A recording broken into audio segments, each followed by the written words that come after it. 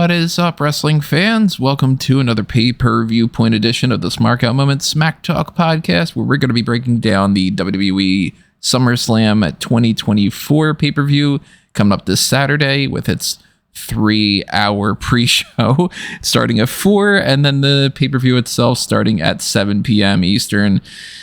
We got 7 matches to talk about now. We got a little bit of some other things to break down too. We'll give you our normal rundown with our predictions, our preview, any spoilers, anything along those lines. And if you don't know who we are by now, I am Tony Mango, joined as always by Robert DeFelice. This will not be a 3-hour podcast. No, it will not. I don't even want this to be a 1-hour podcast. And Callum Wiggins. 7 whole matches? 7 whole matches for the 7-something hour pay-per-view, if you count the pre-show, probably. 8 hours. Maybe it's 8, yeah. Yeah. It's listed as 8 hours on the network. That's ridiculous. Because you're not counting the post-show scrum that'll go now. True. Yeah. Well, we are going to get into all that, but quick reminder for anybody, if you are leaving your thoughts in the comments below, of course, make sure that you hit the like button, make sure that you are subscribed, ring that notification bell, as well as make sure that you click on the thanks button, toss a little spare change our way, and make sure that you do have your email alert set up for the Pay-Per-Viewpoint post-show, most likely happening on Saturday after the pay-per-view. If you want to help us out on some other monetary means, the Patreon and the YouTube channel membership have the exact same tiers. It's whether your preference is one or the other. Some people like Patreon better. Some people like the YouTube thing. It's easier one way for you. Whatever, same thing. It's all going back to help us continue to keep the lights on and to continue to keep doing this podcast and this website and Fanboys Anonymous as well, and all the other things under a Mango Tree. PTA Public and Redbubble are where you can pick up your merchandise if you want to pick up anything along those lines for either Smark Out Moment, Fanboys, or a Mango Tees. And screw T Public for taking down another one of my designs the other day. I don't see anything wrong with me having a YouTube parody logo that says "you suck," but apparently they do, so they suck. And keep in mind, another way for you to leave your comments as well is to join our Discord server. Always want more people to hop on there to keep the discussion going and all. And we'll kind of circle back around to the whole leaving your comments below thing, as well as any other kind of thoughts like that as we go along here, because we do want to know what you have to say. And we want to start off with that discussion of why is there a 3-hour pre-show to this? I mean, we know why. It's that they're getting paid somehow to do that, but holy hell, is that going to be a waste of time? 3 hours. I will say this. First of all, before you think I'm defending this, it'd never be 3 hours. But they have added these like exclusive interviews and stuff like that I can say from a work front for what I do at Fightful. Those interviews always end up yielding like 5 articles. So, like, they are adding content that is, newsworthy, but 3 hours for a pre-show is insane. And also, part of me wonders if they're starting at 4 just because Collision is starting at 5, and I thought Collision was starting at 5 just to maybe get ahead of SummerSlam. I don't know. It's crazy. It's ridiculous. But it could be that, and that's such a petty, pointless thing if that is the case, because, we heard Collision's brand, ratings for one thing, and it's like, that doesn't matter,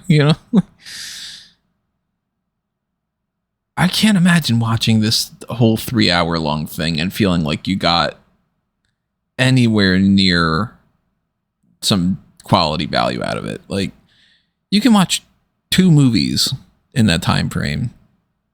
I mean, obviously, some movies are more than that. Or one Deadpool. Yeah. one Deadpool and Wolverine, and then some time left over to actually have a pre-show. 3-hour movie, really? It's 2 hours and 9 minutes, I think. Jesus Christ. Most movies at this point are around, like, most of those movies are at, like, that kind of range.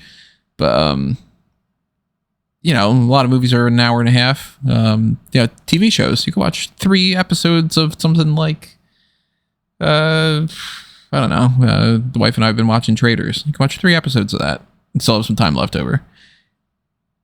To watch a pre-show, you do need to get something out of it. And man, I can't imagine that another interview of Damian Priest being like, well, I don't like that Gunther said that I'm trash.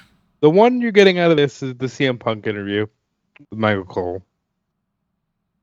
That'll be the Probably one that more than has, like, anything. headlines. And then you'll get some analysis from Big E. But I like fucking 3 hours is just too much. It's just too much. Realistically, if we were doing what WWE should do, instead of being able to break it down in a different way, because we can break down like what we're actually excited about, who we actually think is going to win, spoil what we think are storylines. They can't do that. So when we talk about something like Liv Morgan and Rhea Ripley, we can get into the whole, like, is Dom going to turn on them, or is it going to be a setup for Finn Balor or whatever, blah, blah, blah. We can get through the 7 matches, preview, prediction, spoilers, highlights, all the things we're going to break down within an hour. And they can show video packages for each of those that are 5 minutes long or so, and they can still get this done in an hour and a half. The fact that it's 2 hours is already like crazy. The third hour, I hate it. I hate it with a passion, especially because we know that we're going to get preview stuff for miscellaneous things on this to be like, okay, well, now we're going to run an ad for Bash in Berlin. We're going to get, we're going to get stuff on the pay-per-view itself too, because they'll have the whole Peacock Premium Plus thing, and we're going to waste some time with that kind of crap and show you the same things again. So this 8-hour long thing is going to be something that if you decided to record it and then watch it the next day, you probably could get it done within an hour, maybe 2. And I don't blame the people that do that. Of course, I'm going to be watching it live. I'm assuming that Rob's watching it live and assuming that Callum is not. I assume Callum will never see a single match that occurs on this show. Unless it's like amazing. Not in that circumstance, probably. Or like really terrible or something. If it's something really noteworthy, I'm assuming you'll check it out. But otherwise, you'll look at the results and go, oh, okay, so that's what happened. I watched the 3 minutes of the CM Punk Drew McIntyre match before Punk breaks his leg or something. I for the record, if that happens again, I think he should just pack it in, but I really hope that never happens again. I do have to say that I don't want to see anyone complaining about AEW pay-per-views being too long after this.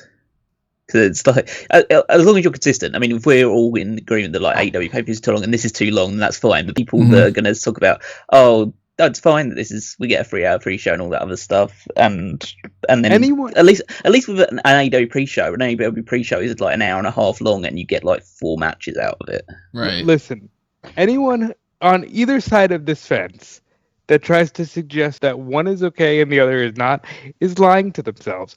I'm sorry. Ring of Honor, Death Before Dishonor, did not need to be a 5-hour show with a 90-minute post-show scrum. Draw the line. I miss 3-hour shows, maybe 4, but really it's a big show. It's Mania. What are we doing here? I am much more in that capacity of give me a smaller show for a cheaper price if you're like an AEW. And if it's WWE, give me a smaller show just in general, because the price isn't going to be any different. And then put that other material elsewhere so that it's not as big of a load for that, because you could put the CM Punk interview on like Facebook and X and whatever, get people to drive some traffic over there. You could air that stuff on Monday Night Raw, or you could air some of that stuff on your YouTube channel or a special thing on Peacock or whatever. But whatever it is, we're going to get 3 hours worth of preview stuff. And then we've got 7 matches. Now, currently, those are the only matches that are announced, but there is, of course, a chance that they could do something else. We already got through Raw and we already got through NXT. Not that NXT would have really had that much of a bearing anyway, but the SmackDown episode has the potential to add something different, and maybe they end up tweaking something on the card. Like maybe they add like a stipulation to Cody Rhodes versus Solo Sikoa, or maybe they tease some kind of extra added match. But I'll go so far as to say I don't think we're going to get any more matches added to this card. What about you guys? Yeah, I think we're good. Did Callum say 7? If there's 7 and they've been doing 5, we're not getting shit on this card. Yeah, I mean, obviously the Raw match is already done, so we're not going to get like a Raw tag title match to on top of this. The only thing could potentially be if they do are they doing the SmackDown tag title match on SmackDown? Yeah. Okay, and they're doing the women's tag title match. Well. Mm-hmm. Yeah, so there's pretty much nothing else they'd put on there, I imagine. Now they could add something to like the pre-show stuff and just be like, hey, we're gonna put in there something like like a kickoff match like they used to do. Like maybe they put Carmelo Hayes versus someone, or Andrade. Yeah, like Carmelo versus Andrade, or maybe they end up doing something with like Kevin Owens against Jacob Fatu, or I don't know, whatever they would decide to do. But I don't think they're going to be doing anything along those lines, especially not something Bloodline related, because I think they'd keep them off the pre-show. But you never know. I mean, there is a chance. The card's always subject to change. I just don't think that that's going to be the case. And if they do, of course, announce anything ahead of time, we'll address that on the hot tags, but they most likely won't prior to the hot tags.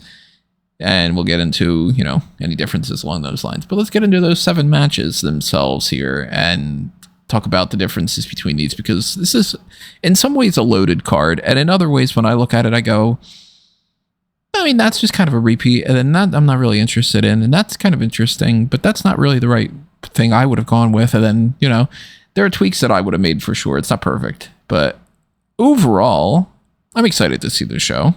I think that there's a lot of potential. I think that there are some title changes that are in the mix.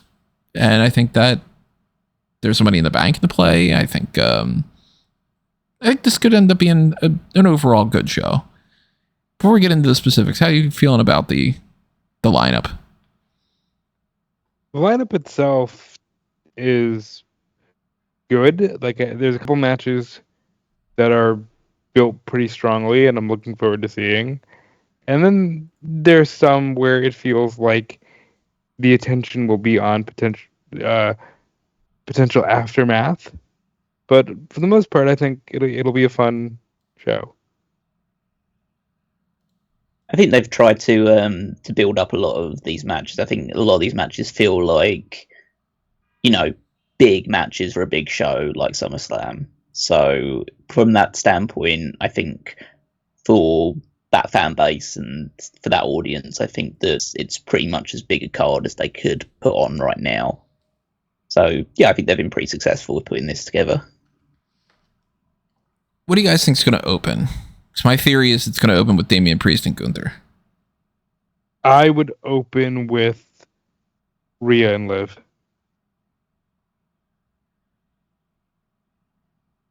I think if you're going for the best match that you can start off with, I'd probably go with Logan Paul and LA Knight, probably.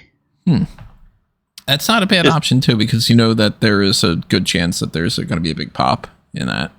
Yeah, but because my logic would be, you start off with, well, I guess we'll get on to what we predicted, but like potential title change. There's probably going to be a good match because Logan Paul is a good wrestler who can carry LA Knight to a better than his typical match. I mean, there's plenty of things you could start with. I mean, it depends. I mean, the bigger question is probably what the main event is going to be. I think we probably know what it's going to be, but I think there's a few contenders for it. I'm thinking it's Cody and Solo.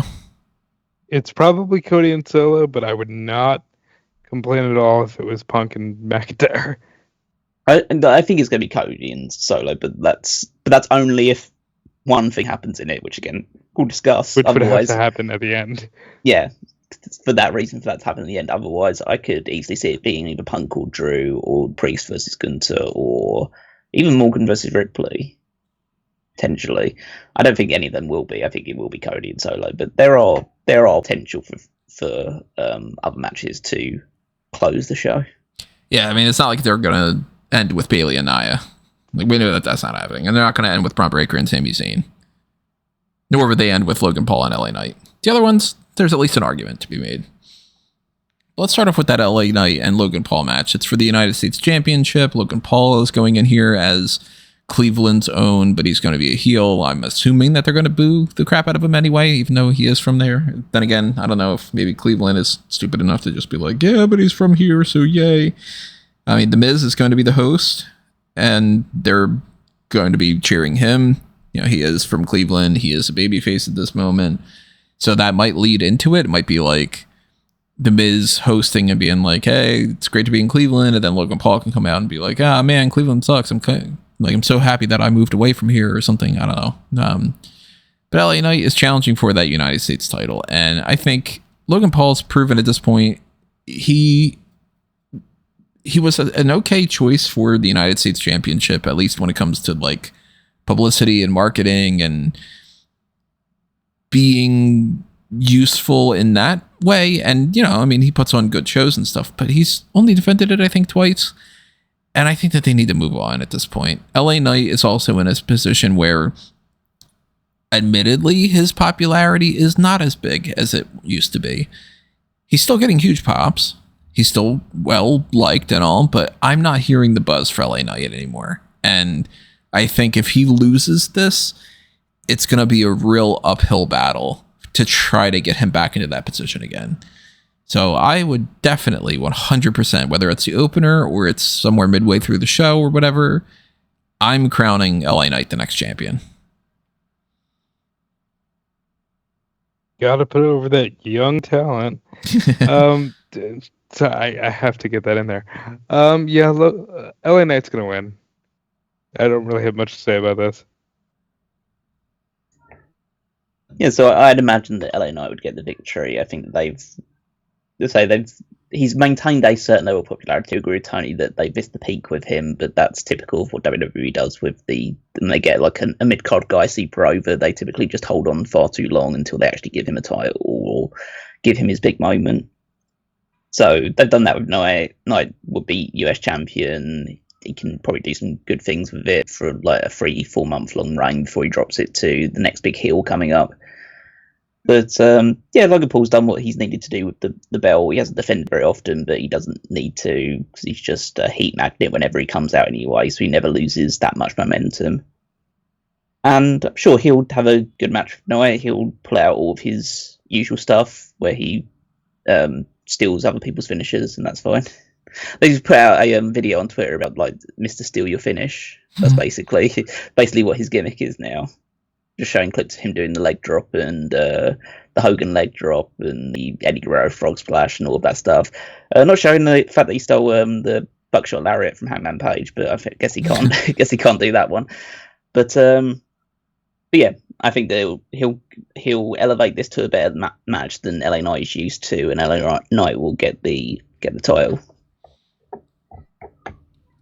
I think that the other mid-card championship is also going to change hands. Sami Zayn's defending the Intercontinental title against Bron Breakker in a rematch from what happened at Money in the Bank, because they are doing their guy can't win the title the first time around. He has to somehow get another title shot and then win it type of thing, which I'm way past over at this point. I'm going to bring this up again in at least 2 other segments, if not a third.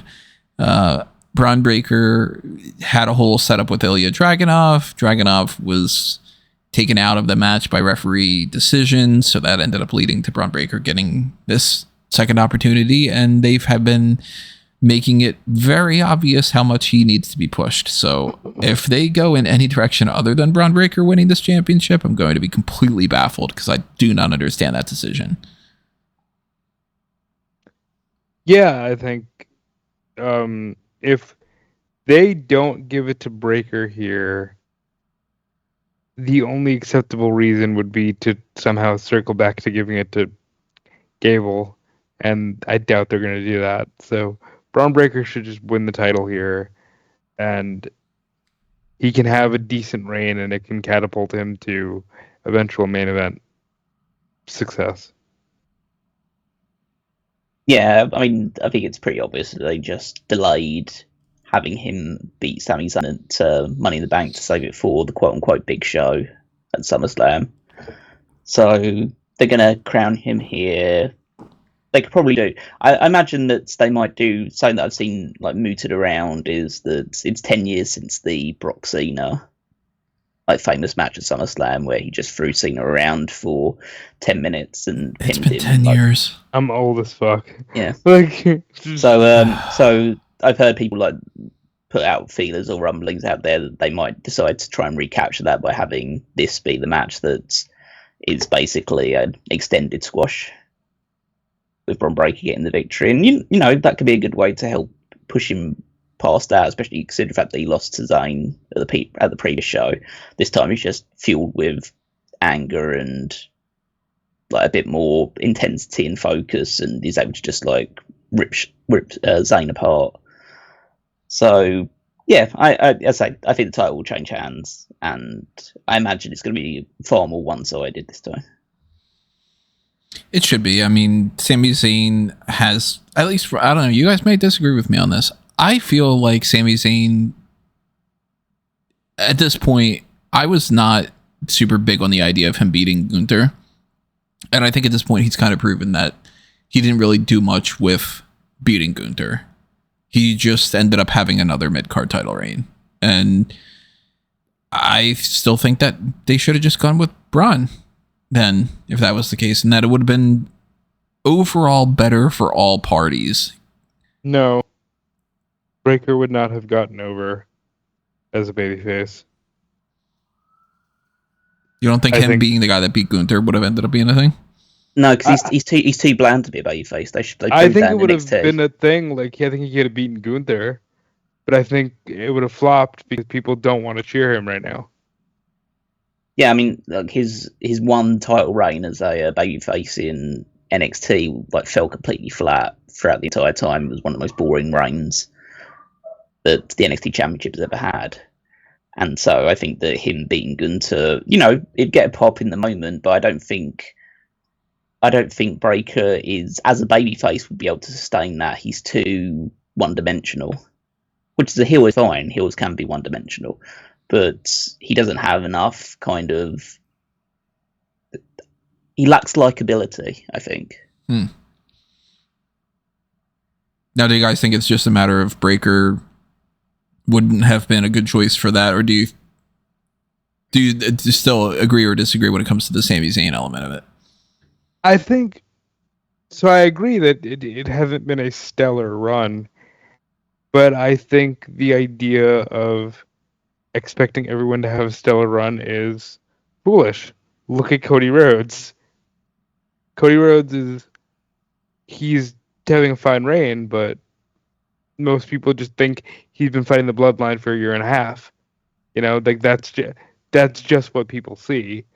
And I think a lot of these reigns just are meant to be mundane, as much as that sucks. Like, I'm not saying, like, it is what it is and deal with it. I think it sucks. It's just that's kind of the way WWE does things. Yeah, I mean, I think if Zayn has had a kind of mediocre reign, it's due to the fact that he's been kind of mediocrely booked. It's all revolved around the Gable stuff. I mean, realistically, if like hindsight being 2020 and all that, I would have had Gable beat. I still would have had Zayn win the title, but what I probably would have done is I would have had like kind of switched the roles a little bit, have Gable beat Gunther at WrestleMania because you get that kind of like cathartic release, and then I would have had Zayn beat Gable the night after on Raw, or 2 nights after, as it were, on Raw, and like, you know, in a friendly like have like the role go around that like Zayn was helping Gable get prepared for it, and Gable decides to thank him by giving him a championship opportunity. He loses it immediately, and that's what causes Gable to snap and turn heel. I like that idea. Yeah, that would have been good.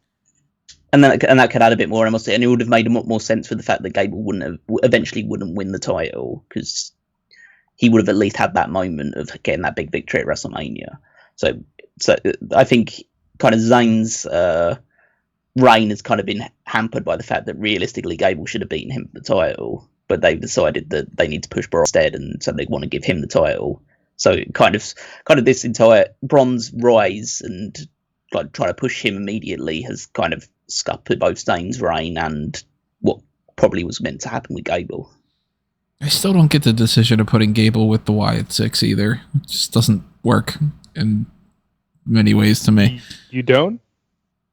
He's a good wrestler trying to make these wrestlers who might not be so good look and it good. makes sense with the, I guess, the story that other people are putting into it. I don't know whether they've explicitly told it or not, but The story seems to be that the White Six goes over after people that betrayed their family or betrayed people around them. So he betrayed Alpha Academy or like abused the Alpha Academy, and so they've gone after him.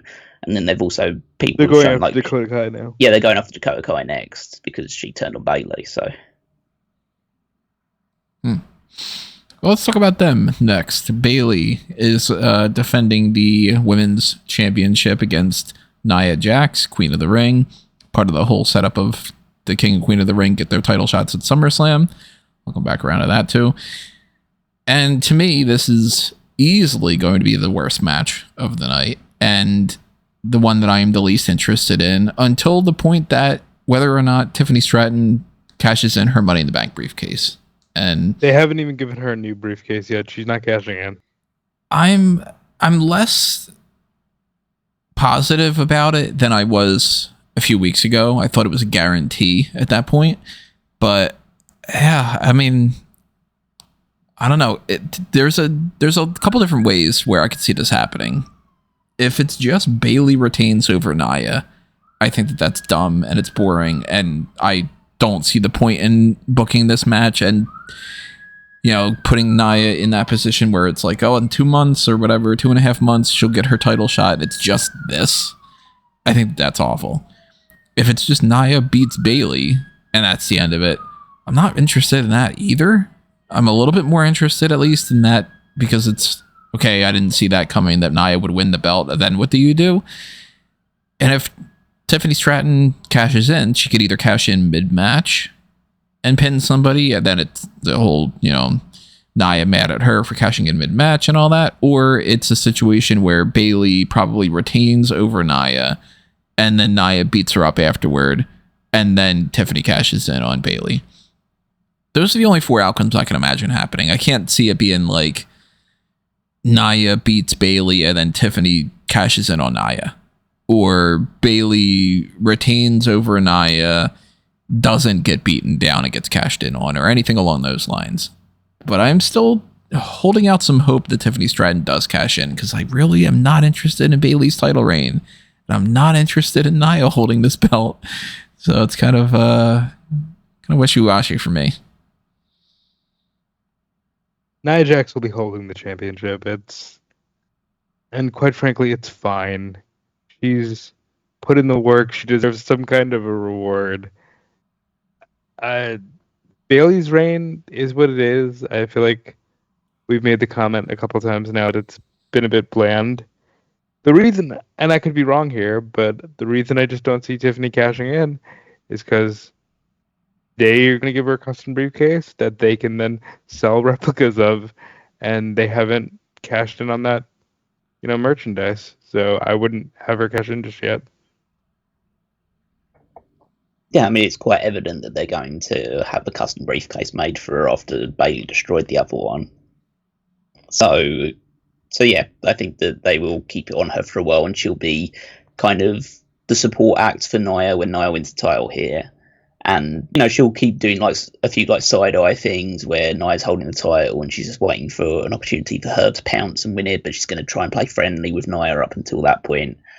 And then when Nia probably drops it to somebody, that person will... I imagine that when Nia loses the title eventually, whoever beats her will then immediately lose that to Tiffany. Correct, and I'd like to expand on that and say the name Charlotte Flair. Probably. That sounds about right. She's like she's probably the woman that's been cashed in on the most, so and it makes sense.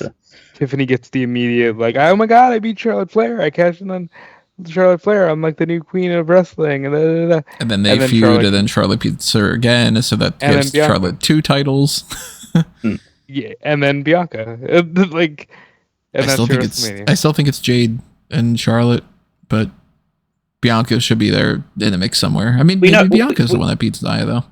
But you know how things work. They're not going to be able to get the way that Triple H's reigns with champions work. They're not going to be able to get all that done by maybe WrestleMania the year after, but not next year's WrestleMania. You have to get through that'll be the time when Nia eventually drops the belt. Will be next year's WrestleMania at this rate. But as I think that they'll try and do a lot of callbacks to their match from NXT Takeover London all those years ago, like Bayley will put probably the guillotine choke that she used to beat Nia Jax in that match on, but Nia will be able to escape it and get the victory this time. It'll be funny because literally, like, you know, a handful of people will be able to recognize any of those spots or anything that they're taking from that match. You mentioned Lesnar. We're almost talking about 10 years since that match. That was the NXT TakeOver London. Not a fan. Yeah, that's 2015, I think. Yeah. Not a fan of all this time passing. But yeah, I think it's pretty obvious that Nia will win the title here. Like I say, the Bayley thing, it was all about just her beating Sikoa, and then everything after that has just been holding on until whoever the next champion would be come along. And I really just like, man, if they're gonna just go with Nia beats her, they shouldn't have waited until SummerSlam. Should have just done it anyway at Money in the Bank or something. But I am leaning a little bit more towards Nia just winning this and then that being the end of it, because as much as I would rather just skip to the end with Tiffany Stratton cashing in, the briefcase thing's something that you can't ignore. That's way too, like, open-ended. And yeah, they have had plenty open-ended things. Look at the lockbox stupid situation. But this is a different regime. And, you know, this one's not perfect, and they do make mistakes and all, but they do tend to focus more on details than Vince ever did. And the background stuff eventually plays out. And these little, like, hints towards things, more often than not, unless there's, like, an injury that makes them have to change course or something, usually it's for a purpose. So I can't imagine that the whole reason for the Money in the Bank to be in the position that it's in right now is just for them to be like, she got a new briefcase and she immediately cashes in. Because if she debuts a new briefcase on this episode of SmackDown, that's a 1-day turnaround. You're not going to get many sales on that. So yeah, I'm going to go Nia Jax wins and she holds the title for 2 months, something along those lines. She doesn't need to have a long title reign. I say, yeah, so Nia Jax wins and she holds it until Charlotte Flair is able to beat her for it. That I say what Callum said. Yeah, whenever, because we don't know when Charlotte's coming back. So, I mean, probably no could be back She's in already Berlin. at the Performance Center, so yeah. soon. Could be at Bad Blood. Could be at Survivor Series. I don't know. Let's talk about CM Punk and Drew McIntyre. Special guest referee is Seth Rollins. A lot of people talking about how each one absolutely has to win. There's a lot of discussions about whether or not Seth Rollins is serving a purpose for this. I know that some people are kind of upset about him being in here. I forget exactly what the phrase was, but I think it's a hat on a hat and like an unnecessary distraction or whatever. I look at it this way. Look, it's not what we were supposed to be getting. We obviously were supposed to have CM Punk versus Seth Rollins for the World Championship in the first night's main event of WrestleMania. And then, you know, the Cody and Roman thing, The Rock kind of screwed that all up. And, you know, WrestleMania did not go down the way that it was supposed to. It went down better. I think it went down better than what it could have been in a lot of different ways. And especially when it comes to Drew McIntyre, because Drew would have just been fighting Sami Zayn. Maybe, you know, like, because Drew was probably going to be Punk's rival for, like, the Chamber pay-per-view, right? But, like, then he would have just been in a match on the card, you know, and he ended up with a great story arc. And this is arguably the match that most people are excited to see at SummerSlam. So I think it worked out really well for him. And of course, Rollins being injured and having his match with McIntyre, that gave McIntyre another title win. It ended up being a whole thing with Damian Priest. And yeah, Priest is not involved in this, but they're continuing this whole trio, Punk v. Rollins v. McIntyre. It makes perfect sense for me for Rollins to be the special guest referee. Like, I can't imagine that they wouldn't have gone in this direction. And I was, you know, trying to explain this to Caroline the other day when we were talking about, she's like, you know, who do you think's going to win? And I was like, well, it's at some point they're both going to get into something with Seth. And I'm looking at this 100% Brett, Shawn, and Taker. Rollins is going to hit one of them. I'm assuming Punk, and McIntyre will get the win, because I think that there's more to McIntyre winning than Punk, because you need to set up more Punk and Rollins in the future. Punk and McIntyre, I think, are going to continue to feud after this, and I'd imagine, unless there's an injury, that they're probably going to have a match at Bash Berlin, and they'll probably even potentially have a match at Bad Blood. So whether that's with Rollins involved, or it's like they want to kind of, I don't think we can skip to having Rollins against Punk in any fashion, because I do think that that's going to happen at WrestleMania, but maybe not. You know, I mean, I'm going to talk about this in the future. Maybe Gunther needs to fight Rollins at Mania or something. But I am leaning more towards Drew McIntyre comes out on this. I think Punk should just win. Like, I mean, I think Rollins will get involved, but I think in terms of who should get their hand raised, it should be Punk. This is his first singles match on pay-per-view in, like, what, since the Brock match? And No, he really should win. technically, well, you're talking about straight up singles match. I'm talking singles. Televised. And yes, televised, because everything else was handicap with Ryback at Battleground was his last singles match, and that's ridiculous. Like, he should probably just win here. And McIntyre doing great as the you screwed me guy. So if there's going to be any miscommunication, it should be that.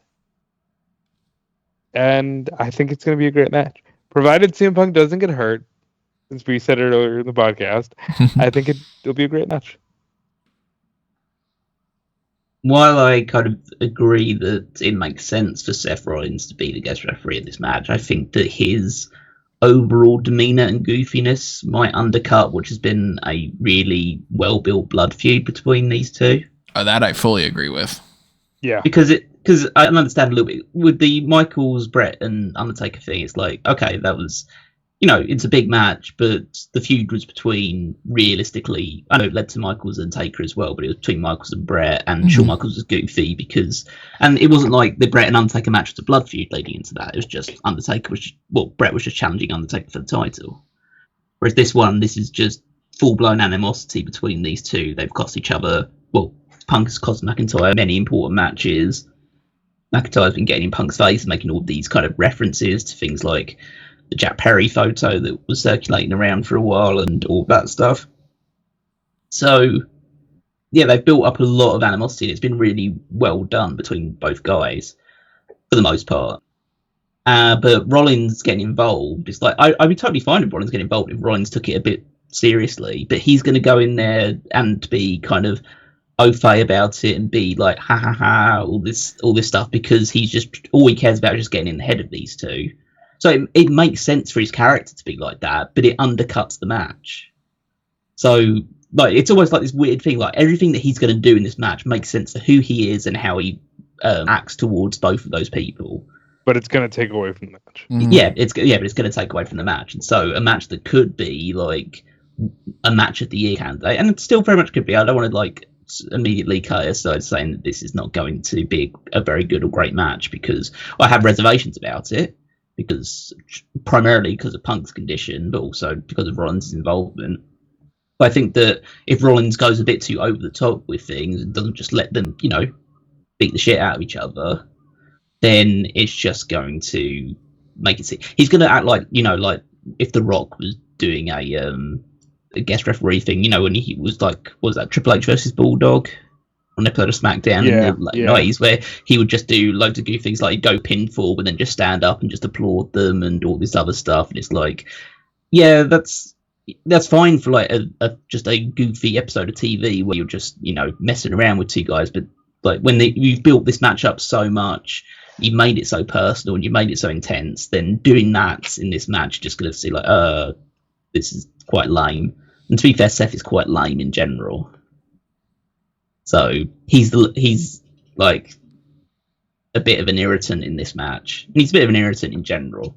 so as I say, I'm not keen on that aspect of it, despite how it does make logical sense. And also, well, actually, the annoying thing about it is that it now doesn't make logical sense, because it would have made logical sense if Rollins was still barred from fighting for the World Championship, but Damian Priest said, "Oh, you can fight for the World title anyway." Like that stipulation for the match doesn't matter. Explain. They should have said he re-aggravated the injury or something. Because why isn't he in the ring? Like, he just fought for the world title. Why isn't he like, no, I want to fight them too. Make it a triple threat. Right. I want to fight them. Yeah, so as I said, there are things that I have reservations about this match, but if it all goes according to plan and there are no hiccups in terms of injuries and like that. I mean, Punk's last proper singles match, televised singles match, was against Samoa Joe at All In, and that was, from my perspective, the best match of the entire show. Damn right it was. I mean, Punk, if he can stay healthy, is still really good. And I want him to be able to showcase that. And McIntyre's great, and I think Punk will win, because I think they need to re-establish Punk as a threat. Yeah, as a threat, as a realistic thing, because he's only had, as far as people know, despite the the couple of house show matches he's had with Dominic Mysterio, the only time they've seen of him was he was in the Royal Rumble and he made it to the final two, but he lost and then was on the shelf immediately after that point. Correct me if I'm wrong. Was he number 30? No, he's 28. I think. He was really late in the Rumble and gets hurt, and then he's on the shelf for 6 months. So he's either 27 or 28 or something.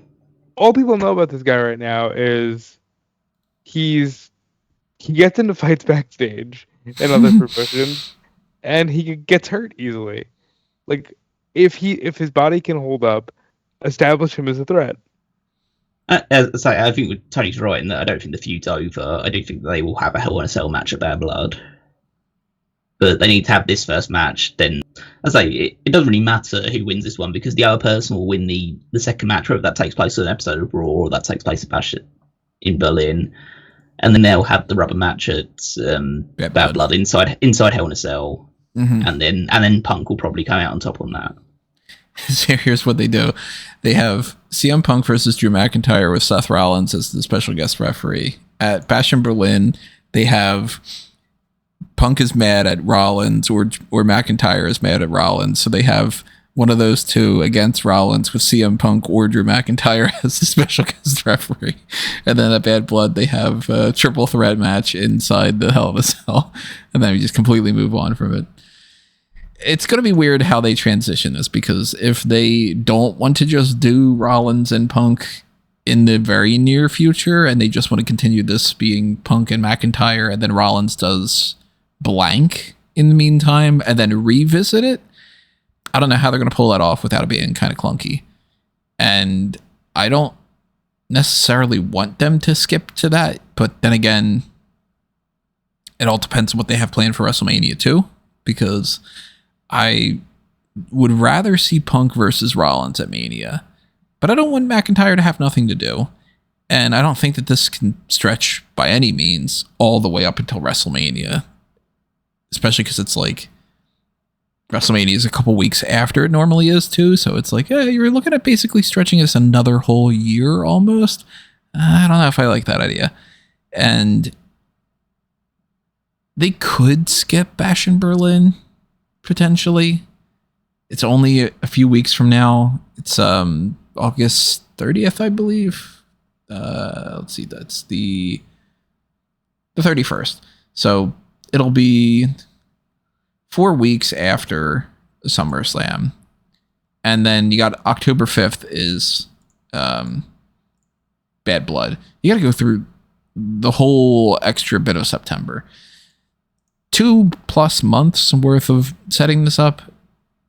I don't know how they really necessarily do it, but I do think this is ending with a Hell in a Cell match, or maybe somebody gets injured or something. By the way, Punk was number 27 at the Royal Rumble. Just look that up too.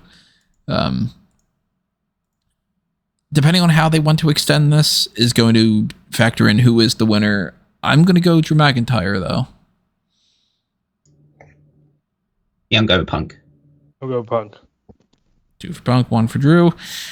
Might end up changing our minds beforehand on the pay-per-view for the Fantasy League and stuff, but let's go into Liv Morgan versus Rhea Ripley for the Women's World Championship. I'll put this up out front. Rhea Ripley's not winning the title. I'll explain why a little bit, but before we get into it, who do you guys have?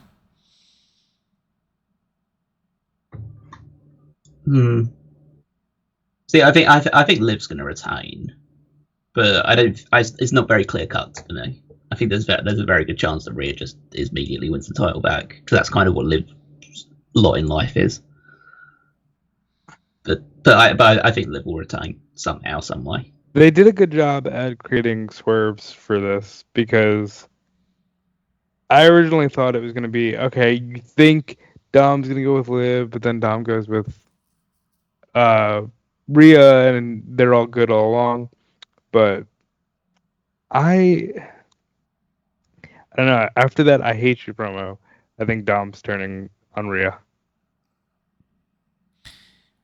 The Finn Balor element of it is what makes me question that. Because if it wasn't for the whole hotel key thing and the couple of different extra teases that Finn might have something with Liv, I would just be straightforward. Okay, Dom and Liv have some kind of thing in mind where they're going to like play into setting up Rhea. Dom is going to help Liv, and Rhea loses this opportunity. She has to get another thing. And then we're back to the whole, you lose your first chance and then you win it on the second one. But the Finn part of it kind of makes me think what they're going to do is kind of the opposite. And it's going to be that you think that Dom is going to turn on Rhea, and it ends up just being that Finn is there in whatever capacity he is, that he ends up getting involved, and he ends up inadvertently arguing with Dom or something, like that whole I'm going to do this to protect you type of a thing, you know, that kind of BS. And then in the chaos, Liv Morgan retains, and then it ends up being like something related to maybe Jaded McDonough being on Finn Balor's side and Carlito being on Dom's side. I would prefer that they just get rid of Carlito and it's just Dom, Rhea, and Damian if they're going to do it like that. A lot of what they could have done hasn't happened, and it's a little strange because it's like, well, it must be for a reason. Because I would have thought by now that Damian Priest would have turned babyface sooner, and he would have been feuding with Finn Balor already, and that would have been split off, and I would have thought that the tag titles wouldn't have gone back to the Judgment Day either, and they ended up doing that. So, especially when it comes to like that custody of Dominic type of thing, we've all talked about how that could have been a possibility, and it almost feels like they can't to me at this point, because either he's with Rhea, and then in that case, there is no custody of Dom, or he turns on Rhea and he's with Liv, and in that case, Rhea doesn't want it back anyway. So they would have to play into him being like still somehow not able to pick between the two. And they already did that promo of him being like, no, I hate you, blah, blah, blah. It feels like he can't go back to that well.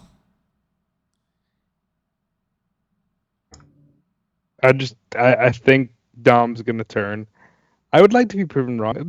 The story's been interesting. I'm seeing a lot of people get pissed off that, Dom is the prize as opposed to the women's world title. It's like, no, the goal was always, I'm taking everything from you. You know? And that's the story they're continuing to tell.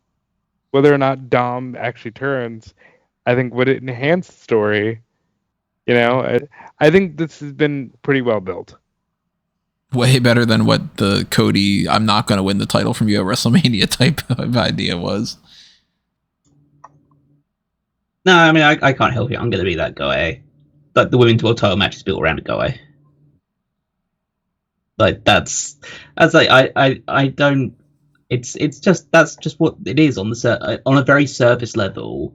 This match is built around Dominic Mysterio rather than Rhea and Liv.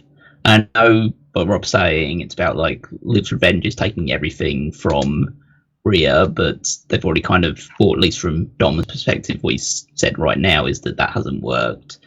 And they have 3 years of history between each other, and they've really not played into any of that beyond just, Liv just saying that she wants to fuck Dom over and over again, pretty much. That's pretty much been the whole basis of this entire story. And so it really feels like they've not really delved into any of the depths of their history between Liv and Rhea as former tag partners, former tag champions, and then also like just Rhea was the one that turned on Liv in the first place, and Rhea was the one that kind of subjugated Dom in the first place. So they haven't really delved into the idea of the fact that Rhea is kind of on paper the bad guy in all of this. I know, like, Liv tries to play that bit up, but that's what probably the revenge tour was supposed to be until Rhea got accidentally injured. And then they've had to sidetrack, but they've gone so, like, base with the way they converted. It's like, oh, Liv just wants to get with Dom. That's kind of just steal Dom from Rhea, and that's kind of the only real basis of everything. So I think that it's, it's fine, and sure the crowd is interested because, it's one of those like young adult TV series that's basically being played up in front of our eyes. So of course people were interested for that reason. But yeah, I think that they could have shown a bit more nuance and added more layers to this rather than just, oh, I want your man, and no, you're not having my man, he's my man, and my man doesn't want to leave me for you. And so the whole match is now, instead of being really predicated on is Rhea going to win her title back, can Liv finally beat Rhea and set all those kind of those memories and finally get a full-blown revenge on her. It's all just built around, oh, is Dom going to turn on Rhea or not? And so I think that's like that. It's like that takes away from it being a title match. The fact that realistically we're just waiting to see whether Dom turns on Rhea or not. I mean, that's true. I can't argue with that aspect of it, but I think we're going to talk about a likely main event that's going to be all about whether or not someone who hasn't even shown their face is going to appear. So that's kind of why, again, I think the Triple H isn't a very good booker.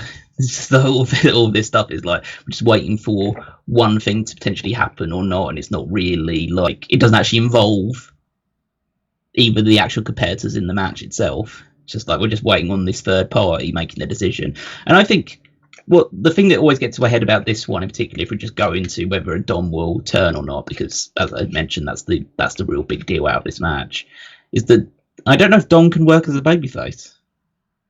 Yeah. Which everyone hates Ripley. Yeah, well, but I think that's really like I say like it's pretty lame. Like it should be like the story they're telling is it should be Finn. Finn should be the mastermind behind all this stuff, and it should be, as Rob mentioned earlier, it should be Finn, JD, and Liv on one side, and Rhea, Dom, and Damian on the other side, and Collier can go fuck off for all anyone cares. Yeah, I mean, like, specifically that. Carlito can fuck off. Like, yeah. So, but that's where it should kind of be heading, is some sort of, like, 6-person feud over that stuff. And like Damian and Dom fight JD and Finn for the tag titles, while Rhea and Liv are still feuding over the Women's World Championship. So there's so it's like you can actually get a lot of stuff out of that. But then I guess we'll talk about the other match as well, about like Damian versus Gunther. Like, is that where Finn Balor gets involved? Mm-hmm. Like, does he not care about this match and he gets involved in that one, or does he care about this one as well and he gets involved in it? Because the story I seem to be telling, or at least they've been kind of predicating in the background, is that Finn is the one that's with Liv. Because they've had things like Finn taking her hotel key and stuff like that. Yeah, and like the Finn part of it can't be fully ignored. Yeah. So I guess we'll just have to kind of wait and see on that front. So there is a bit, it's like, I'm not saying there's no intrigue going into this match. I just think that there's a lot of meat on the bones. They've decided to just cast aside to just really focus on this love triangle story instead, which is, fine. But I feel like when there's more avenues to explore, then you can add more depth to the story. It's just become very one note. But as I say, I think Liv will retain somehow, some way. But I don't think Dom is turning on Rhea. I am ultimately, when it happens one way or another, I'm sticking with Liv as walking out as the champion. Yeah, I'm going to say Liv walks out as champion. And I'll go in the complete opposite direction. I think that Gunther absolutely has to beat Damian Priest for the World Heavyweight Championship. Whether it's something involving Finn Balor, or if it's involving Ludwig Kaiser, or if it's involving... Some people are like, Giovanni Vinci's going to return. No, I don't think that's going to happen whatsoever, but okay. I think... ideally, he should just win straight up. Gunther should just beat Damian Priest and get back some of the momentum that he's lost over the past couple of months. Yeah, Gunther's winning. I really feel like there's no two ways around that. He hasn't done much since losing the title at Mania, but I also feel like they're protecting him for a good reason, and that's he's going to win here. He was always going to win here. That's never been in doubt in my mind. Whether or not Finn gets involved or they save that for Raw, I'm not sure. But I think Gunther's definitely winning. Yeah, I mean, in my mind, there's only one way this can go. Gunther wins the title here, and then Ilya Dragunov wins the number one contenders match on the next episode of Raw, and then they fight Berlin. Yeah. That's literally the only direction I see any of this going. And if it's not that direction, then they've done something wrong. The only way they don't do that is if they just decide, all right, we're going to throw Rollins in the ring with Gunther and have Gunther get a strong win over Rollins. The issue, the one issue they've done with this story is that they've very much leaned into the Gunther superior motive, not just like superior athlete, but superior person, superior breeding, or that kind of thing, where they've kind of presented Damian Priest as like someone of a lower class background coming through and like winning the title, and that he's taking away the prestige of the title because he's not of a high enough standard to hold it. Which immediately, like, as soon as that happens, you're like, oh, the babyface has to win. But then you remember that that's basically Gunther's MO through most of his feuds, and he usually wins. So that, like, he did that, I'm trying to remember who it was in particular. Oh, he basically did it with, like, Chad Gable, like, beating him up in front of his kid and, like, saying that he needs to win it for his kid. He said, no, you lose. And just does that with everyone. So eventually he's going to do that to someone, and that person's going to beat him. So that's the overarching story. So Priest has to be another victim to that overarching. He's got this massive superiority complex, and he needs someone to take him down a peg. Plus, I mean, look at Triple H and Booker T. Well, yeah. Well, Triple H clearly thinks that was a good story. Yeah. So, I mean, that's indicative right there that the babyface should win at the end of this feud, but he's not going to, and it doesn't happen. The babyface doesn't always need to win, right? And in fairness, Priest doesn't need to win here. Priest has already had a long enough title reign that he can lose here, and it's not going to be like, "Wow, what a failure of a title reign that was," or anything. And he's losing to Gunther, who I mean, some people are going to say it no matter what. But I'd say that his title reign's been no more successful than like Bayley's or Sami Zayn's. Yeah, it's not been like, I'm not going to put it down at the end of the year as the best title reign. Yeah. Basically all the champions that are holding this title, outside Logan Paul, who's like the anomaly that's held it for a long time, they've all basically held it since WrestleMania. Mm-hmm. Like just a couple of weeks afterwards, but that was never supposed to happen. But just circumstances got in the way. So they've all pretty much just held the title. Like Liv won it at the Saudi show, whatever that one was. But yeah, so they've all pretty much held it for the same amount of time, and they're all, and not all of them, but we're saying that the majority of them are probably going to lose their title at this show. So that is like a serious lack of, I'll say creativity, but a lack of spontaneity about all this stuff. So, everyone wins titles at WrestleMania, and then they all lose them at SummerSlam, and they might lose them at either like the kind of like the murky November, December, January period.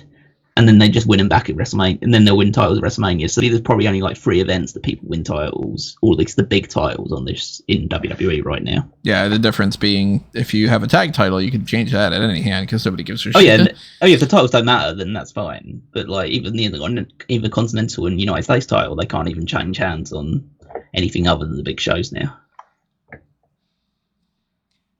But if they don't go in the direction of Gunther winning the title here, then that's going to be something that not only confuses me just as far as like, well, why would you set up Gunther to win the King of the Ring and then wait 2 months for him to lose? But it also would be like as much of a clear indication as possible that they are entirely stuck in this mentality that nobody can win the title the first time. Because then it would end up being most likely with Rhea, potentially with Nia, who knows. It would be with Bron Breakker. It would be the Cody thing. It would be like almost every championship would basically be they win the title the second time around. Even DIY had a shot at the tag titles, and that ended up being like, let's wait and do it another time. So I don't see any real benefit to keeping it on Damian Priest, and it's not a knock at Damian Priest. I like him a lot, but he's held it long enough. Gunther needs to be the next champion, and we need to move on. And I don't know if they're going to just have Priest fight in a rematch at Bash in Berlin, or if they're going to move on to something else, but they very well could move on to a Seth Rollins feud, and just that's the way that they can take Rollins out of the Punk and McIntyre situation for a little bit and circle back around to that later on with the Royal Rumble, where it's like, yeah, Punk eliminates Rollins or something, and then they go into that whole thing. It all kind of depends, I think, more than anything, on who they want Gunther to fight at Mania. And that's where I start to get into a lot of confusion, where we talked about John Cena. I don't think John Cena is going to end up fighting Gunther at WrestleMania. But how many other people could realistically fight Gunther? If we assume he's going into Mania as champion, I don't think it's going to be Punk. I don't think it'll be McIntyre, and he'll just turn babyface in the meantime.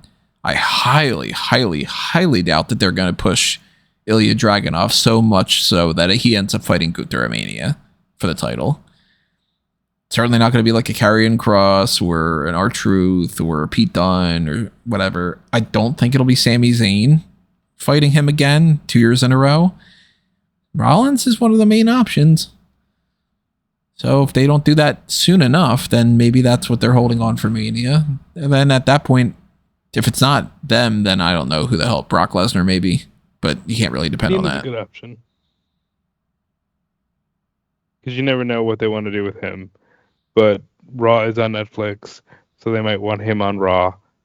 I think that'd be weird for his last run, but you never know. So we're all going Gunther winning the title here, though. Yeah. And then before we see anything happening, what are your picks for who do you think is going to fight at Bash in Berlin? Dragunov. Now, are you guys just wanting that, or do you actually think that they're going to go in that direction? I think they'll do that. I think Dragunov number one, but Rollins. If they just go with he needs a strong opponent, it's Rollins. But if they just do a one night tournament or whatever, or fatal four way or whatever, it's Dragunov.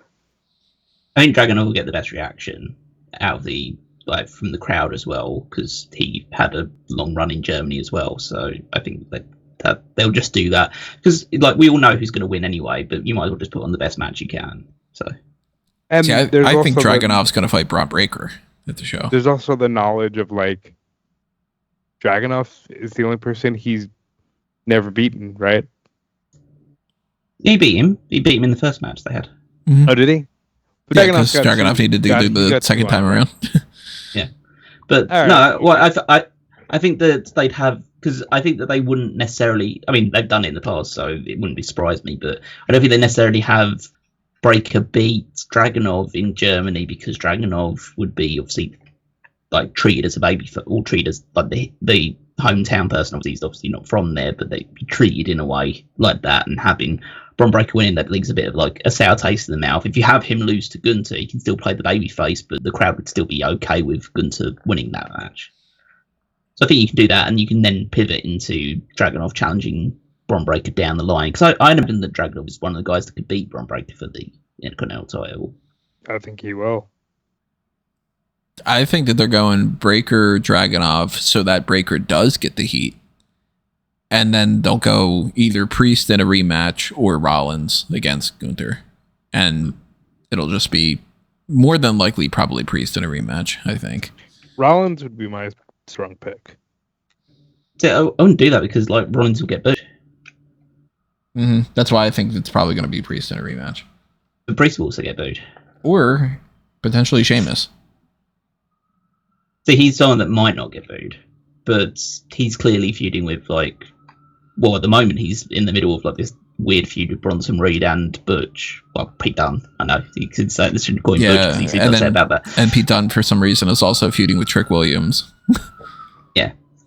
Over him being like, figure it out. It's really stupid. I don't understand it. And we still haven't reached any sort of kind of like finality about the Sheamus and Ludwig Kaiser thing after Kaiser got injured. So that's kind of a lot on Sheamus's plate in that regard. Well, at least when it comes to that, we're all in agreement. Gunther winning the title over Damian Priest, setting up Cody Rhodes versus Solo Sikoa for the WWE Championship. Currently no gimmick attached to it, but there is a possibility that they do something. And the big question here is not whether Cody's going to lose. The gimmick attached to this match is the entire crowd's going to be looking towards the rampway the entire fucking match. Like, we all think Cody's retaining, right? I'm not sold on that. There's no way. There's no way Solo's winning the title. I would assume. Here's what I'll say. I would assume that Cody's going to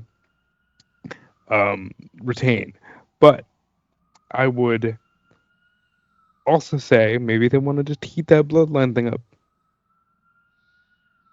I don't think there's almost any chance Solo wins this match. But the real question mark for me is who shows up. Because we've got 4 different people who could make an appearance here. Well, we got more than 4 people, but 4 people that are currently not in the limelight that can make an appearance.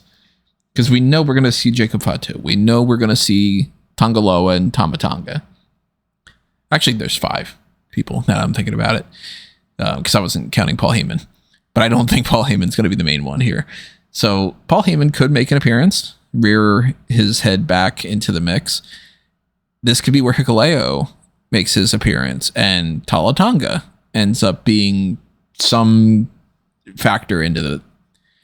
We could see Jey Uso involved in all that stuff too, and Kevin Owens and Randy Orton and all, but that could lean to Jimmy Uso being in here. We could see Roman Reigns and we could see The Rock. First of all, there's a lot more than 4 people that you just said there. Yeah, I ended up with 5. I think most people are thinking about Roman, but my thing with the Hikuleo thing that you brought up is like, if Hikuleo shows up, Solo has to win. He can't show up and then be ineffective. What's the purpose? Well, but tell that to Paul White. Yeah. Well, this isn't a cage match, though. No, but like Hikuleo can show up and make it seem like he's gonna help Solo win, but then when Solo goes for the pin, Cody kicks out, and then you have Roman show up to cause like more friction. I don't think like you necessarily need him to help Solo win for that to happen. And just fundamentally, Solo's not. He's not the guy. He's not a guy that should be holding the WWE Championship. No. I hear you, and he's not even the guy in his own faction. He's not even the guy in his own faction that should be holding the WWE Championship. That is correct. By the way, they have completely said to hell with Tongaloa, huh? Like, well, they should have said that from the start, but they decided to hire him anyway. But yeah, like, I mean, pretty much anyone that watched him in New Japan for the last year of his career knows that. Oh yeah, he was going to fall apart eventually, pretty quickly. The infamous member of this.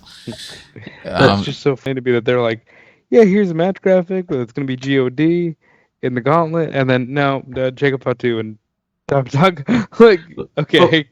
Well, this way, like as a person that's probably not going to watch the show anyway, but I'm trying to put myself in the mindset of someone who would be interested at least watching like WWE the show.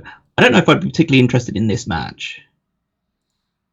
because I just don't think. I obviously know how good Cody is, so there's no issue there. I just don't think that Solo is particularly like dynamic as a performer. Like, he's fine, he's totally fine, he's totally serviceable, but I don't know if, because Cody's going to have to try and raise him up to a main event level. I don't think he's there yet, or I don't think he's really done anything to demonstrate that he can be there. Because the biggest match of his career so far is that match with Cena, and that match was just designed around basically Solo squashing Cena for the majority of it and just getting the victory. Well, he's got to actually have a 20 to 30 minute long match with Cody here, and I don't know if he's up for it just yet. He's not shown me anything in any of the matches I've seen of him to suggest that he's ready for this.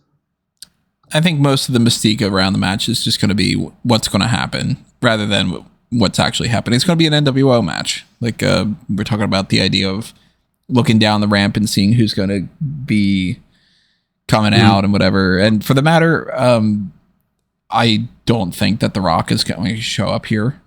I think he's busy. If the other ones would have shown up already, then yeah, I would have assumed that. But we've got multiple levels of what can be happening. So it's kind of like, well, The Rock's not going to show up on the same night as Roman, at the same night as Jimmy and all that. Like, they're not going to blow their load in one shot, essentially. And I don't think Hikuleo Talatanga, I don't think he's going to show up necessarily. I think that he might show up after this, or maybe even on Friday night's SmackDown. I could see it being like everybody beating down Cody and whatever, and oh my god, we have this extra guy, and it's going to be even harder for Cody on Saturday, and how are they going to offset him? And then I could see Jimmy Uso being the big return, even more so than Roman. And there's an idea that I had seen. Jimmy Uso is a TV return. I don't know why you would think he's returning at a pay-per-view.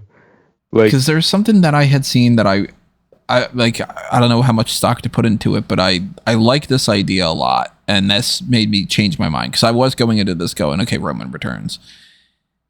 They could do something here where it's like the War Games match is where Roman returns, and it ends up being on the one side, you got The Rock's group of people. The Rock's not going to be in the War Games match whatsoever, but he might show up beforehand to like kind of start the feud or something.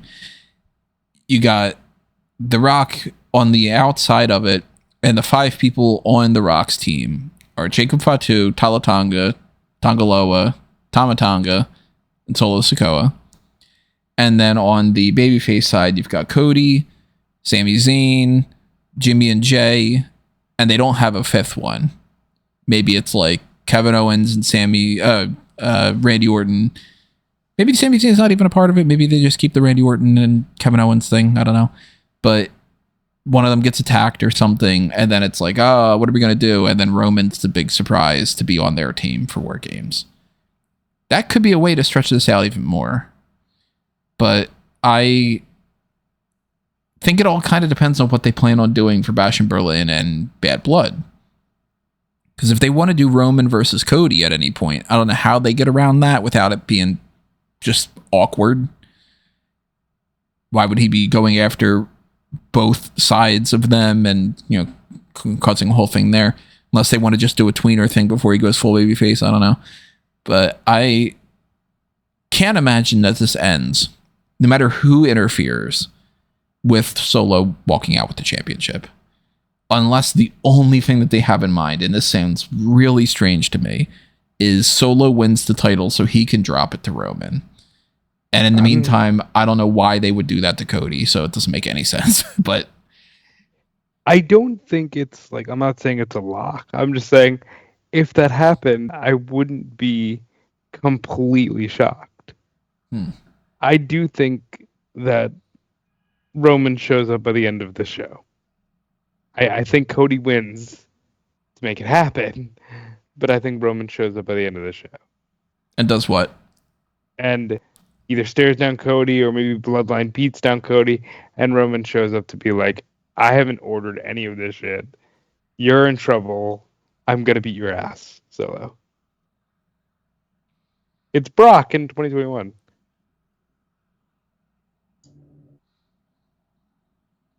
Yeah, I mean, I think that Roman is going to make some sort of appearance on this show. I don't know in what capacity yet, because I think that his ambition is eventually to fight Cody again for the title. But I guess his first port of call is to re-establish control of the bloodline, and whether that means he has to take out Solo and try and get all the other Tongans in line, or whether the Tongans are just loyal to Solo, and so he needs to reform his old bloodline by Jimmy eventually coming back and then doing something with Jay as well. He obviously will probably want to take some measure of revenge for what they did to Paul Heyman if he's still loyal to him. So I guess they can just tell the story that his first, he's got two goals when he comes back. His first one goal is to reestablish his control of the bloodline, and the second one is to become world champion again. And so he has to take care of one before he can move on to two. So for now, Cody's kind of safe and out of his clutches. But as soon as he deals with the Solo problem and everything else and makes the bloodline his again, and because they're going to have some kind of tribal warfare match, aren't they? Solo and Roman, you think? Yeah, because Solo's claiming that he's the tribal chief now. Mm-hmm. So they're going to have a match over that. So now that to me strikes me more as a Bad Blood match than a Bash in Berlin one. Yeah, well, I kind of see that as a that could be a Royal Rumble thing. I think they'll stretch out long enough because you'd have to have the War Games match before you have that final blow off match between those two.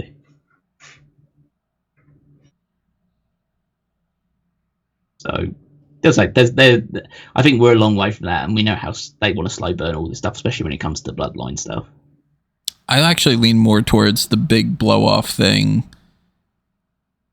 Doesn't necessarily have to be before or after War Games, because I could see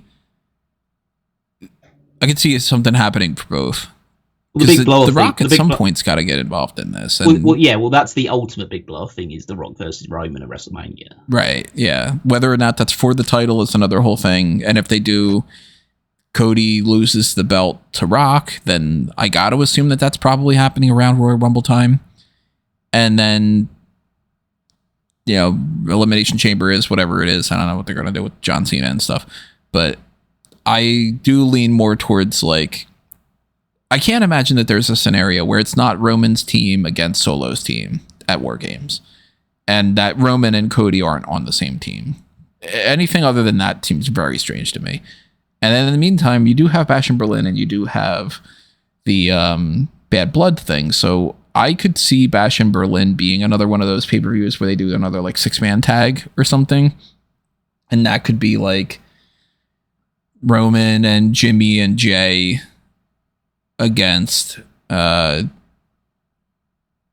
Tongans. And then another match with Solo and Cody or something. Or maybe they just take out the pay-per-view. I don't know. We're going to be in one of those positions again where whatever happens at SummerSlam, it's going to make perfect sense for whatever they plan on doing. And then we're going to go, oh, okay, so this is the direction that they're going.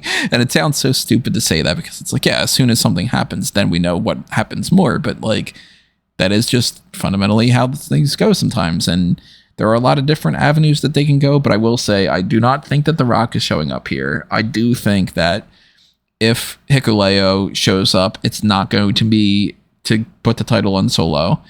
I think that there's a very strong chance that Jimmy Uso does pop up at some time soon, and that there's also a very strong chance that Roman pops up here. It is a bigger deal if Roman pops up at SummerSlam than Talatanga or Jimmy. Bar none. No questions. But I don't know. It's not necessarily a guarantee either. So I'm, in any fashion, still going with Cody Rhodes as retaining the title. I would say my overall pick is Cody Rhodes retains and Roman shows up after the match in some capacity, probably with Paul Heyman. I would say if they choose to have Hikuleo show up here, that means that they're going with Solo. But I think they can sit Hikuleo out until the Roman Solo singles match and have Hikuleo help Solo beat Roman, so that puts more heat on Solo. I don't think Jimmy Uso is showing up. I think that's a TV return when Jay is ready to return to Roman's side. And let's see, did I miss anybody? No, I think that's it. And I think, again, the overall gun to my head, Cody's retaining. Oh, The Rock's not showing up. Yeah, I'll just keep it simple. I just think Cody's going to still be champion at the end of this. And of course, whether that's main event or not might be a big factor in that too. I'm assuming that it will be, but we'll find out on Saturday after many, many, many hours worth of other material. And if we are doing our post show, you'll know when you get their email alerts if you have that set up. If you don't have your email alert set up, then you won't get an email. But then you got to just pay attention to the Discord or the page on smarkatmoment.com or Twitter or Facebook or any of the other kind of avenues that you can get some kind of an update when it comes to that. Hopefully that'll be the case. Keep in mind, of course, as well, that we do have another episode of the Hot Tags coming up on Friday. So if anything changes in the meantime, we'll address that there. Pretty soon, maybe do the Darkcast about the Olympics thing that we were talking about. Maybe other topics. I don't know. I mean, the Darkcast doesn't have to be about that necessarily. We could also be talking about topics even more so like the Shane McMahon and Tony Khan thing on the Hot Tags this week, or maybe apply that to the Darkcast. I have a little bit of an idea of something that I kind of want to do, but it's going to depend on whether or not I get an article approved for a pitch of mine. So we'll see about that. But, if you join the Darkcast here, at some point that'll end up popping up. And keep in mind everything else that we've been talking about. Follow everything under A Mango Tree by going to amangotree.com or anthonymango.com. You'll see the Linktree hub that has Smark Out Moment, Fanboys Anonymous, and Tony Mango related links. Follow all those things and stay tuned for me. But Rob and Callum have other stuff to plug too. Yep, you can follow me everywhere at Dude Fleece. You can check out my work on Fightful.com. And stay tuned to Fightful for all the SummerSlam goodies during the weekend. So you can find me on Twitter at Wigmost14. You can check out the Power Rankings every Saturday on smartcomomo.com to see where I've ranked the WWE superstars based on their previous week's performances. And you can also check out the Fantasy League over at www.fantasyleague.com, as well as through Smark Out Moment, to see how our teams are doing, who's picking up points as we head into SummerSlam. Plenty of points scored there. It's also our first double elimination week in terms of our rosters. So at the end of that show, we'll be cutting 2 people from our rosters, slimming them out a little bit further as we continue to shrink them down in the lead up to WrestleMania. So make sure you tune in to see what our final predictions are, how that influences the results, how that influences what we get to do to our teams moving forward, and all that good stuff. Alrighty, everybody, you know the deal. Hit that like button, leave your comments below, and stay tuned to everything else that's happening on Smark Out Moment. We'll see you when we see you. This has been another Smark Out Moment, and we are being counted out.